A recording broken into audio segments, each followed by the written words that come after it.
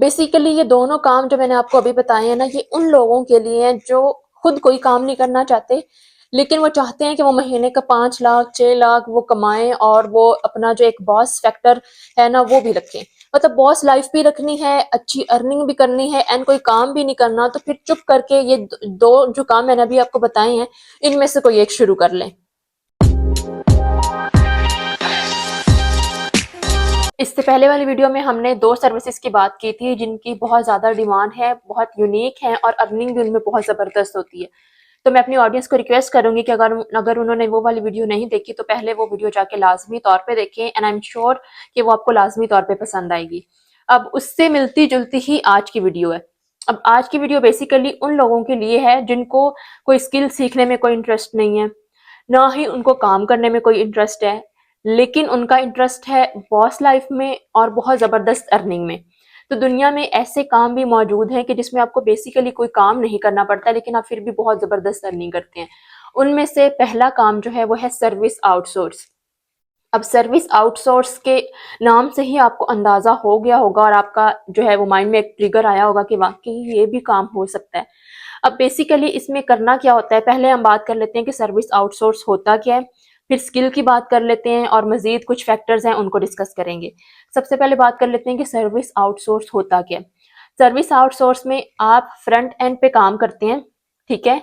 आपने जो है वो क्लाइंट के साथ डील करना है। आपका जो एक मकसद है वो सिर्फ ये है कि आपने क्लाइंट्स को लेके आना है, आपने प्रोजेक्ट्स पकड़ने हैं, बस। अब वो कौन सी स्किल है, कौन सा काम है, कौन सी सर्विस है, ये सारा कुछ आपके इंटरेस्ट पे और डिमांड पे चलता है, ठीक है। और डेफिनेटली कि जिसमें ज़्यादा पैसे आपको मिलेंगे, ये होता है आउटसोर्स, ठीक है। आपने क्लाइंट पकड़ा और आपने मार्केट से किसी फ्रीलांसर से वो काम करवा लिया और दरमियान में अपना कमीशन रख लिया, ये है सर्विस आउटसोर्स। इसकी एग्जांपल मैं इस तरह से दूंगी एंड बिलीव मी ये काम मैं खुद भी करती हूँ, ठीक है। जैसे अब मैं आपको इसकी एग्जांपल इस तरह देती हूँ कि लेट्स से कि आप जो है वो आर्टिकल राइटिंग करते हैं, ठीक है। अब आर्टिकल राइटिंग में क्या होगा कि आपके पास कुछ जो है वो क्लाइंट्स होंगे, कुछ प्रोफेसर्स कर लें या डॉक्टर कर लें या रिसर्च असिस्टेंट कर लें या कोई भी है, वो आपका क्लाइंट है, ठीक है। अब उसको 10 आर्टिकल लिखवाने हैं। आपको आर्टिकल राइटिंग का जीरो नहीं पता, अगर वो साइंस के आर्टिकल्स हैं, आप साइंस के बंदे ही नहीं है, आपको कुछ नहीं पता, लेकिन वो आपको 10 आर्टिकल लिखवाने का $500 दे रहा है, ठीक है। अब आपने क्या करना है, अब आपको लगेगा कि ये अपॉर्चुनिटी जाने तो नहीं देनी चाहिए, या फिर अगर वो 500 आपको ज्यादा भी लग रहा है तो चलें $300 कर लें कि वो आपको 10 आर्टिकल लिखवाने का $300 पे कर रहा है। अब आप क्या करेंगे कि आप उससे प्रोजेक्ट पकड़ेंगे, उसके साथ डील कर लेंगे कि ठीक है मैं आपको 10 दिनों में या 20 दिनों में आपका ये जो प्रोजेक्ट है कंप्लीट करके आपके हैंड ओवर कर दूंगा या कर दूंगी। और आप क्या करते हैं कि आप दूसरे फ्रीलांसर्स के साथ कांटेक्ट करते हैं और सारा का सारा काम उनसे करवा लेते हैं। अब हो सकता है कि वो फ्रीलांसर आपसे यही 10 आर्टिकल लिखने का $100 चार्ज करे या $200 चार्ज करे। लेट्स से कि वो $200 भी आपको पे करना पड़ता है किसी 2 से 3 डिफरेंट आर्टिकल राइटर्स को, तो स्टिल दरमियान में आपके पास $100 बच गए। इससे ज्यादा मजे का काम कोई और हो ही नहीं सकता।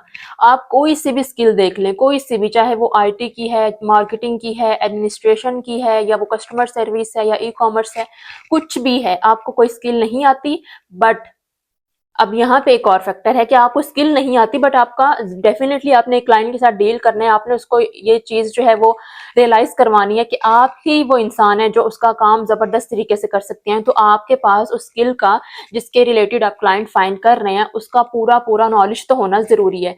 जैसे अगर आप ग्राफिक डिजाइनिंग को टारगेट कर रहे हैं तो आप उसके क्लाइंट्स लेके आ रहे हैं, तो डेफिनेटली आपने क्लाइंट के साथ बात करनी है, वो आपका इंटरव्यू लेगा, आपका प्रीवियस काम देखेगा, फिर जाके वो आपको प्रोजेक्ट देगा।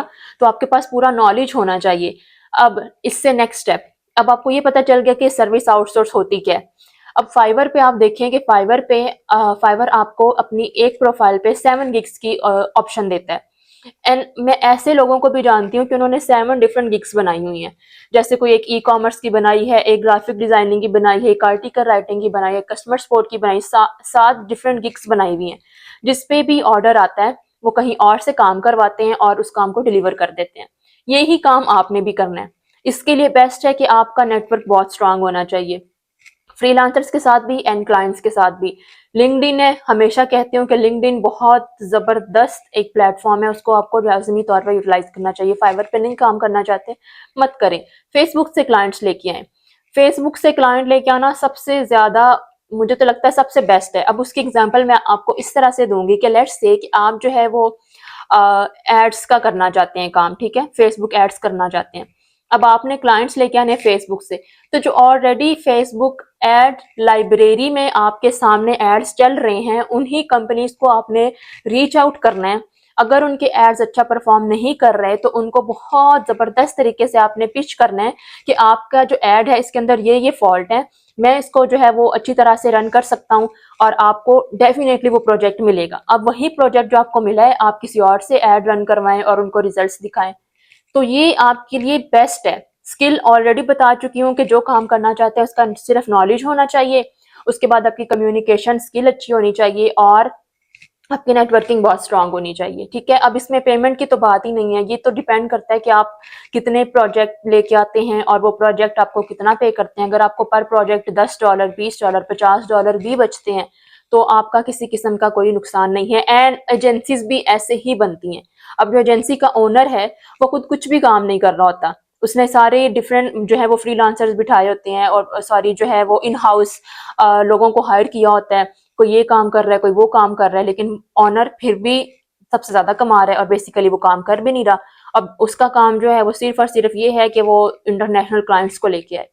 तो ये काम है सर्विस आउटसोर्स का, जो कि कोई भी बंदा कर सकता है और इसकी जो डिमांड है वो कभी भी खत्म नहीं होने वाली। अब जो दूसरे नंबर पे काम है वो है रिमोट रिक्रूटर। ऑलमोस्ट वैसा ही है जैसे हम ऑलरेडी एक्सप्लेन कर चुके हैं, लेकिन उसमें आप इंडिविजुअली काम करते हैं जब आप सर्विस आउटसोर्स करते हैं, लेकिन जब आप एज अ रिक्रूटर एजेंट के तौर पे काम करते हैं तो फिर आप जो है किसी कंपनी के लिए बेसिकली काम कर रहे होते हैं। अब पहले मैं आपको ये समझा दूं कि जो रिक्रूटर एजेंट है वो है कौन, उसका काम क्या है, कितना अर्निंग हो सकती है और इस काम के लिए आपके पास स्किल किस टाइप की होनी चाहिए। सबसे पहले बात कर लेते हैं कि जो रिक्रूटर एजेंट है वो कौन है। अब बेसिकली वो बंदा है जो किसी कंपनी और कैंडिडेट के दरमियान में एक ब्रिज है। अब जितनी भी कंपनीज हैं सबकी अगेन यही कोशिश है कि वो इन हाउस जॉब की बजाय रिमोट वर्क करवाएं, क्योंकि रिमोट वर्क में कम पे करना पड़ता है और कोई मतलब फिक्स सैलरी वाला हिसाब भी नहीं होता। तो जितनी कंपनीज ऑनलाइन काम की तरफ जा रही हैं तो उनका जो रिक्रूटमेंट प्रोसेस है वो भी ऑनलाइन ही होता है। अब वो बेसिकली क्या करते हैं, अब एक कंपनी है, जैसे वो यूएस की कंपनी है, ठीक है, अब वहां पे एक पोजीशन ओपन हुई है, जॉब पोजीशन। अब उनको उस जॉब के लिए एक परफेक्ट कैंडिडेट चाहिए, बजाय इसके कि वो जो है वो जॉब को पोस्ट करें फिर उसके बाद इंटरव्यूज कंडक्ट करवाएं, रेज्यूमे की स्क्रीनिंग करवाएं। वो क्या करेंगे, वो किसी ऐसी एजेंसी के साथ या फिर किसी ऐसे बंदे के साथ कांटेक्ट करेंगे जो डायरेक्ट उनको वो कैंडिडेट जो परफेक्ट उस पोजीशन के लिए है वो प्रोवाइड कर देंगे। अब ये काम द बेस्ट इस सेंस में है कि अगेन आपको खुद से कोई काम नहीं करना पड़ता। आपका कनेक्शन होगा डिफरेंट कंपनीज के साथ एंड आपका कनेक्शन होगा डिफरेंट लोगों के साथ जो कि जॉब ढूंढ रहे हैं। अब इसमें जो स्किल है वो स्किल आपको अगेन यही चाहिए होती है कि आपकी कम्युनिकेशन स्किल बहुत अच्छी होनी चाहिए। उसके अलावा कि आपका जो रिज्यूमे स्क्रीनिंग का एक जो तरीका है वो बहुत अच्छा होना चाहिए। आपकी इंटरव्यू स्किल्स बहुत अच्छी होनी चाहिए, क्योंकि ये इंटरव्यू वाला जो फेज है या फिर सीवी को प्रॉपर देखने वाला फेज है, इसको खत्म करना चाहते हैं। इसी वजह से वो रिक्रूटर एजेंट को हायर करते हैं। तो यही काम आपने करके देना है, तो इस वजह से आपकी ये जो स्किल है बहुत अच्छी होनी चाहिए। एंड बिलीव मी कि दुनिया में ऐसे लोग भी मौजूद हैं। अगर आपको मेरी बात पे यकीन नहीं हो रहा तो आप रॉबर्ट हाफ लिख के चेक करें गूगल पे। एक एजेंसी है, ये कंपनी है बेसिकली, जो कि दूसरी कंपनीज के लिए लोग प्रोवाइड करती है, बेस्ट फिट उनकी कंपनीज के लिए। यही काम आपने भी करना है, कंपनीज के लिए आपने बंदे ढूंढ के लाने हैं और डेफिनेटली वो बंदा भी फिर अच्छा ही होना चाहिए जो कि आपने हायर करवाना है। अब बात कर लेते हैं कि इसमें पे का क्या सिस्टम होता है।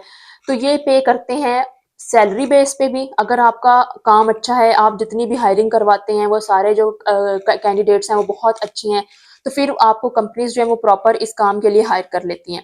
अगर वो आपको फिक्स सैलरी नहीं दे रहे तो फिर जो दूसरा तरीका है वो होता है परसेंटेज बेस। अब परसेंटेज बेस किस हिसाब से होती है कि लेट्स से आप उनको एक जो है वो हायरिंग करवाते हैं, लेट्स से कि वो किसी एडमिनिस्ट्रेशन के काम के लिए हायरिंग है और वो पूरे साल का जो उस बंदे को पे करने वाले हैं वो है $70,000। अब उस बंदे को $70,000 सैलरी पर ईयर फिक्स हुई है।